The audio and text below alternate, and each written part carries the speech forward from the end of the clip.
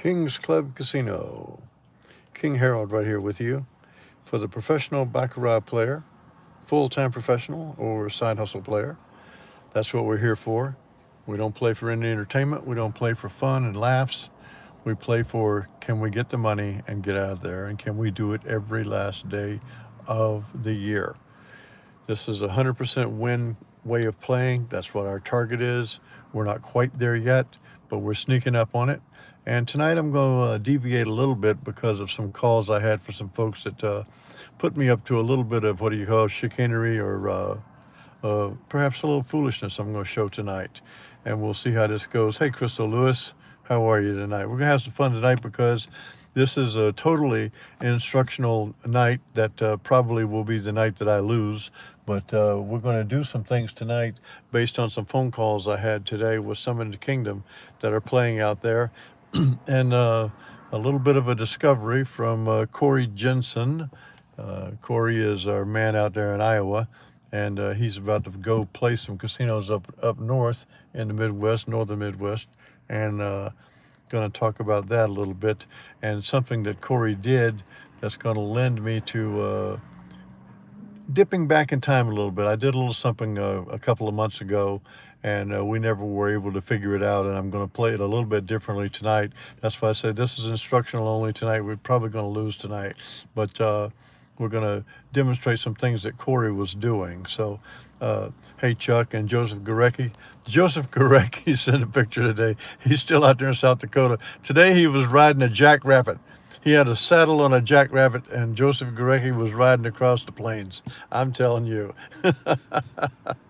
Hey, Gil Rary, how you doing? Michael Steinfeld, Frank, good evening.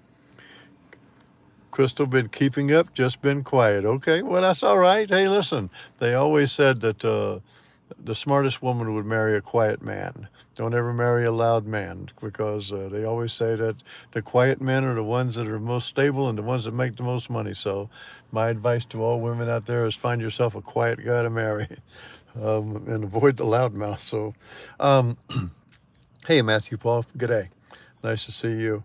Okay, so here's what Corey Jensen was. Corey Jensen was playing a $25 no commission table, which that means that the commission is paid to the house on a 3-card 7 winner on the bank.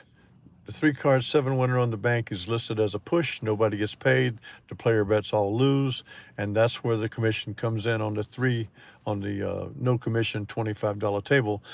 But when Corey Jensen sat down, he was the only one at the table. So here's what he did. Hey, Trish Graves. He played banker and player. It's a no commission table. So he played both. Put $25 out on the banker, $25 out on the player, and he just played them both until he got the landscape that he wanted to bet. Nobody stopped him. If the bank won, they paid $25 and they took the 25 from the player.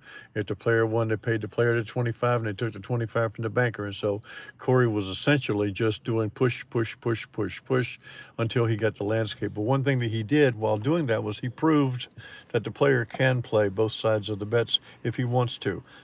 I've never asked a question. I've posed it to the internet a couple of times, and I never got anyone saying that you can't do it. Well, Corey Jensen did it in the casino. And so I don't know if any of you others have been out there, if you've seen anybody play both player and banker. Obviously, you wouldn't want to do it on a commission table of $100. And obviously, if you were doing it on the no commission table, well, you could lose on a 3-card 7 that pushes.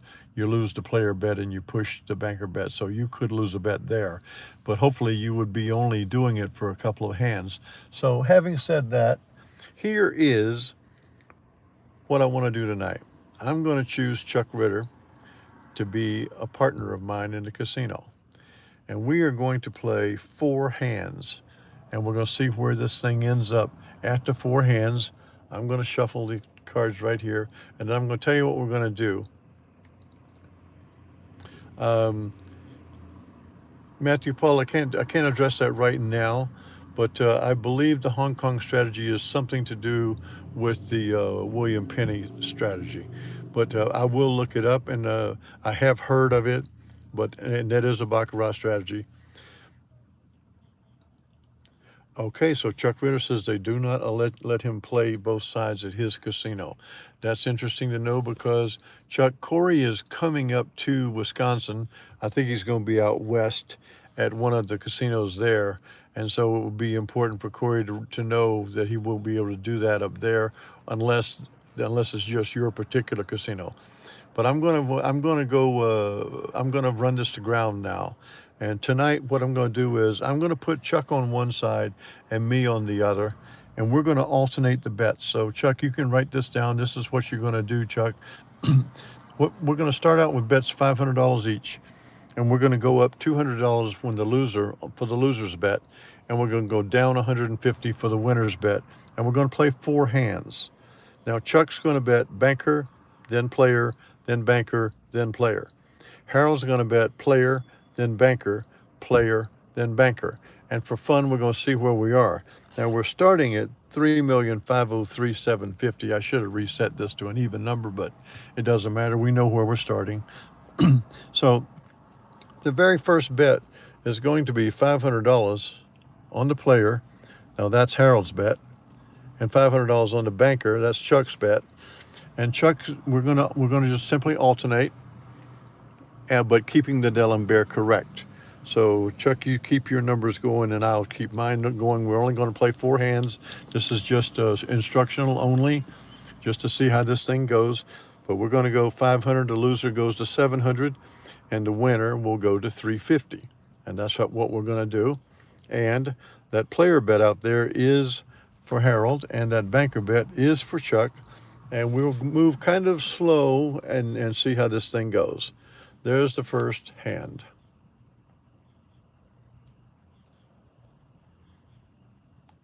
So the player won and the banker lost.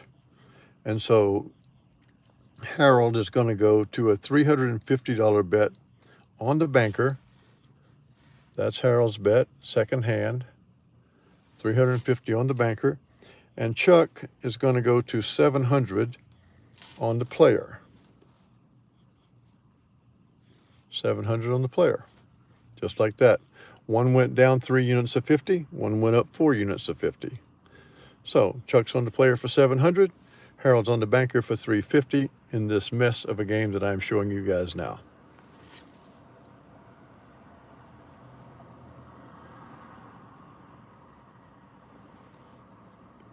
Okay, so Chuck won with the player. Harold lost with the banker. Okay, so here's what I want to tell you. This is where you make your decision. And I'm going to ask you guys to make the decision for me. We won 500 and lost 500. Then we won 700 and lost 350. So that is $350 profit in 2 hands. Chuck and I can walk and split the 350 and say, wasn't it fun? Or, as the case may be, Chuck won for 700. So Chuck goes to 550. He's going to make a banker bet. And Harold is going to bet 550 on the player. So that's up 200 and down 150. I think that's correct. Yeah, it can get out of control, Matthew Paul. You don't want to play it too long. But also one of the keys to this is you've got 2 players and they are both bobbing and weaving. They're going banker, player, banker, player. Nobody is sitting on the bank. Nobody's sitting on the player. That's where that helps you with. If it streaks, you could very well just win every other hand, each person. Like if you have an 8 bank streak in a row, well, I'm going to win 4 and Chuck's going to win 4. And if you win like that, you're going to make money because you're D'Alembert. Now, if one person sits on the bank and one person sits on the player, you can get yourself into some trouble. That is sure. That's for sure. Okay, so Harold's supposed to be on the player for 550. Both of us are at 550 anyway. And Chuck is on the bank for 550. So we actually have one more bet to make, since these are going to be, if the banker wins, you're going to lose the commission, but that's all you're going to lose. So we got 550 on the player for Harold. This is the third of 4 hands, but we already proved it. We'd won $350 after 2. So we'll play one more here.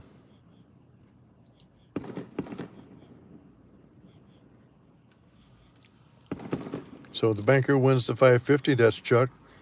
Harold loses the 550 on the player. So Harold is going to go to 750 on the bank, and Chuck is going to go to 400 on the player. So this is the last one. So obviously, if the player wins this hand, we're going to go bust, or we'll lose money. But we could have quit plus 350 just after 2 hands. So let's just go ahead and put 400 on the player for Chuck. And let's put 750 on the bank for Harold. And now we got our bets right, and we will have played 4 hands, and there it is.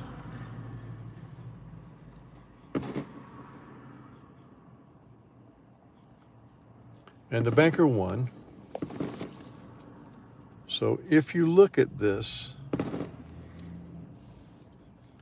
now we're at 3,504,386. So we won 250 plus 386. We won $636, Chuck. So that's how it looked. I want to talk about Corey making a double bet, and I want to talk about Joseph riding that jackrabbit. So we started at 3,503,750. We finished at 3,504,386. And we both won 2 hands and lost 2. Just like that. So the one thing is, Chuck may not be able to play both sides by himself, but if I win in the casino with him, we can play exactly like this if we wanted to. So we will further look at this, because we may be wanting to do some teaming as we go. This is what I call the team game. We did it before, and we got in a little trouble because we played one playing banker, one playing player. That's why you alternate back and forth in case you get the streak. As you can see, we went banker, player, back and forth. Each of us won 2 hands. So now what I'm going to do is I'm going to show the simplification bet. I don't know why there's so many fireworks going off on the Indiana campus right now, but people are just having themselves quite a good time.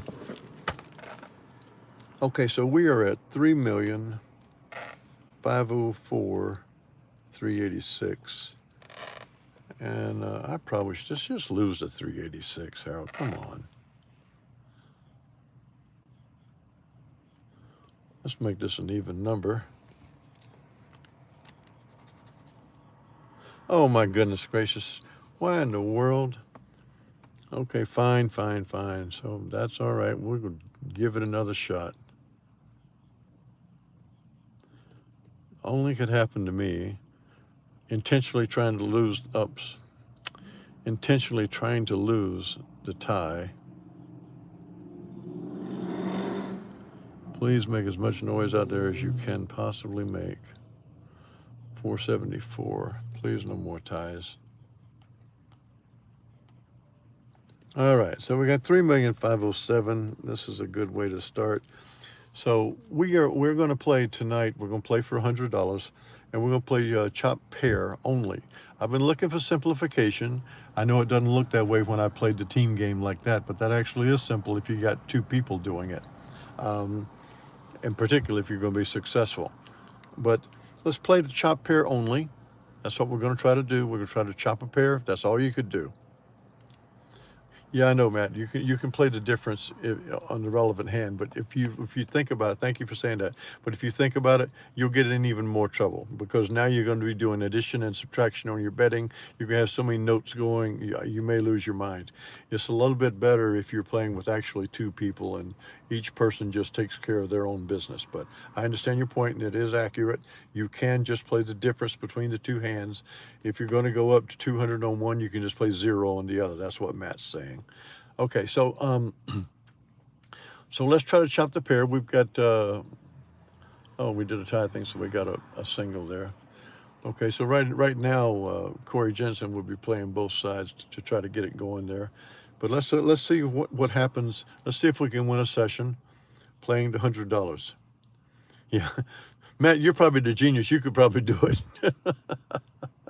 Don't give it to the king to do. Okay, so we got one bank. And we got two banks. So I'm gonna play the player for $100. We would go up 100, down 90, and we're trying to win one session.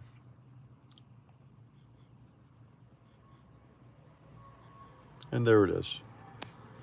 So I have been doing looking for simplification, and I have narrowed it down to one of three things to do: play the chop single, play the chop pair, or play the chop triple. I am not going to play a chop quad, a quint, or a septuplet. They are too erratic, but the bets don't come up often enough. The chop single obviously comes up a lot, and the chop pair comes up a lot. The chop triplet comes up a lot.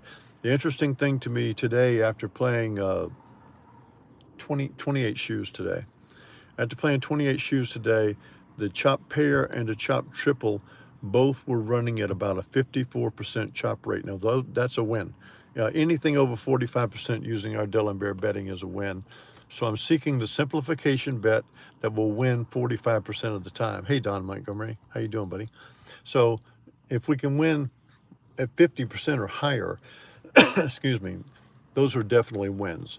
So we saw tonight, we saw the team game played. I'm going to continue to look at that because we're looking for the way that's going to win. And the simplification game, we're not going to do the chop pair trip quad. We're not going to do a chop pair quad quint. We're not going to do 2 and 3 bets, because that's when you can get in trouble. And if you hit a rough spot, I don't want you going down 6 bets. And we all know that can happen. I don't want that. If we do simplification where we're playing one bet, you're going to have to lose 6 individual bets to go down 6. Can it happen? Yeah, of course it can. Anything can happen in the game. But if you're not chasing streaks, trying to chop them, you're not likely to lose 6. I could wheel this thing out, and you can see, like right there, you'd have already made your money here on chop pair. And you could have made some money on chop single, but chop single, the problem with it is you got to have a single standalone before you have a bet. Like here, you'd have a bet on betting that this is going to chop, and you'd lose 1, and now you wait because you want this single up here, then you lose the second one, and then when this one comes up, you bet chop, and it did, and so you won right here. So even if you lost 100 here, 100 here, you win 300 there. And so you're even right now. You lose here, but then you win there, so you're up 1 bet. And that's if you were playing chop single. If you're playing chop pair, well, you already clearly have won 3 standalone bets. And so whatever your session was, you've won 3 sessions right there on playing chop pair. So I'm going to continue to check these numbers on chop pairs and chop triples. I'll be back with you tomorrow night. You guys can send me an email. You might want to think about the fun that I have with Chuck Ritter tonight, playing alternating banker, player, banker, player, player, banker, player, banker, using the up 200, down 150 D'Alembert. The bet being the most important part of anything that we do, is the heart and soul of everything. And having the selection system that's solid too, and having plenty of bankroll. To all of you tonight, thank you for joining me. Hit a like on the way out. Crystal Lewis, keep running quiet. Quiet means smart. Good girl. Stay at it. And I will be back with you guys tomorrow night. And like I said, Chuck, Corey Jensen is going to be coming up to play somewhere in the western part of the state, he said, in Wisconsin. So I'm sure you'll know those casinos, but it is, one of those names, Chunk Bar, Chunk Hole, something like that. But anyway, thanks to all of you. Good night, Ron. Good night, Michael. And Trish Graves, good night. Thank you. Gil Rary, thanks a lot. Crystal Lewis, thank you so much, darling. Good night. You guys have a wonderful time. I'll be back with you tomorrow night.